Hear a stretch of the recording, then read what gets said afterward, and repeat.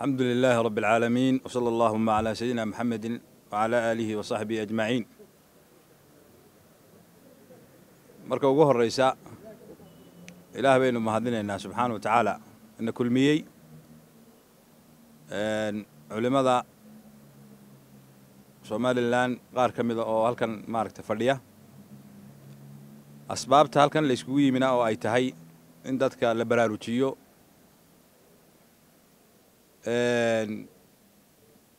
sidaynu la soconno xaaladaha maanta taagan waa xaalad maaragtay dhinac marka laga eego aad iyo aad u khatar ah. qof walba maxaa kaga beegan halkaa waxaa laga yaabaa in dad badan yidhaahaan culimadu maxay u hadli waayeen oo ay maaragtay wacyigelintooda ay kelmad uga odhan waayeen. kelmadda la leeyahay waxa weeye al-amnu wal-amaan. amniga inuu qof walba dhinaciisa ka ilaaliyo, dawladdu inay xaggeeda ka ilaaliso, shacabku inay xaggooda ka ilaaliyaan, culimadu inay dhinacooda ka ilaaliyaan. haddii amni la waayo masaajid lagu tukanayaana ma jiro, madaaris qur'aan waa la waayaya. diinta iyo dalkuba waxay ku dhisan yihiin amniga in la ilaaliyo. arrintaas nabi maxamed calayhi salaatu wasalaam ayaa ku ducaysan jiray, allahuma innii asaluka alamna waaliimaan.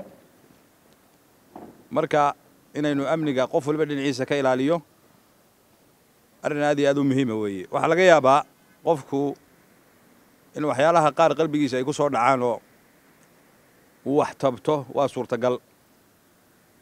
waxa uu tabanayo waxa la doonayaa inuu xigmaddeeda isticmaalo, ciddii ay khusayse kala hadlo,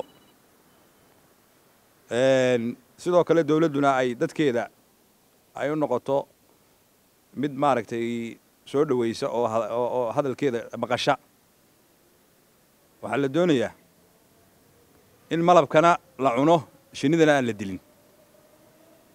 malabka in la cuno, shinnina inaan la dilin baa la doonayaa, waayo haddii shinnida la dilo dee malabka yaa samaynaya hadhow. marka waddankii ilaahay subxaana wa tacaala amni baa ilaahayna siiyey, risiq baa ilaahayna siiyey, ammaan baa ilaahayna siiyey.